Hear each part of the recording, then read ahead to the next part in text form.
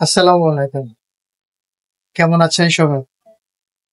আশা করি আল্লাহর রহমতে সবাই ভালো আছে।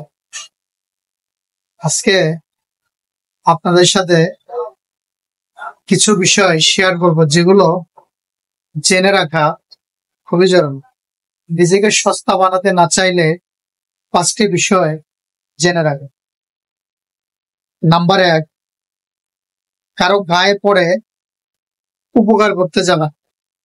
কারণ এখন বর্তমান সময়টা এমন, আপনি কারো উপকার করতে যাবেন, সেটি আপনি তাকে ভালোবেসে হতে পারে, কিন্তু সে সেটাকে অন্যভাবে নিয়ে আপনাকে সস্তা ভেবে ফেলবে। তাই এগুলো থেকে বিরত থাকুন। নাম্বার 2, কেউ আপনাকে ডাকার সাথে সাথেই আপনি হাজির হবেন না। এই ধরনের মনোভাব ত্যাগ করুন। কারণ কেউ ডাকার সাথে সাথে আপনি হাজির হলে দেখবেন সে এক সময় আপনাকে সস্তাদের কাতারে নিয়ে যাবে। তাই এগুলোর থেকে বিরত থাকুন। নাম্বার 3, কারো জীবনে জোর করে গুরুত্বপূর্ণ হতে যাবেন না। কারণ জোর করে গুরুত্বপূর্ণ হতে গেলে সে আপনাকে একদমই সস্তা পাবে, সে আপনাকে টোটালি মূল্যায়ন করবে না। তাই এগুলোর থেকে বিরত থাকুন।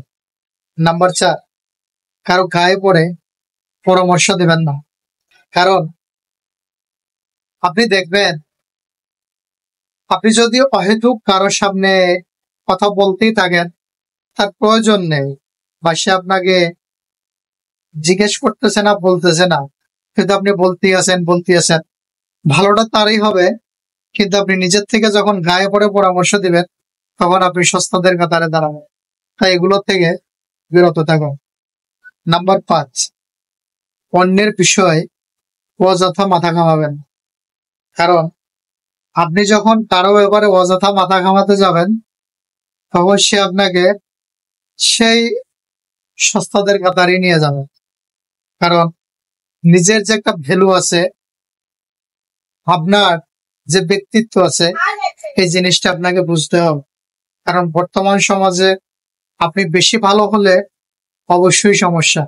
আপনাকে ভেবে চিন্তে মানুষের সাথে সম্পর্ক বজায় রাখতে হবে। বেশি ভালো হলেও সমস্যা, বেশি খারাপ হলেও সমস্যা। তাই মধ্যপন্থী হন, এবং প্রয়োজনে যদি কেউ আপনাকে ডাকে তাহলে তার উপকারে আসুন।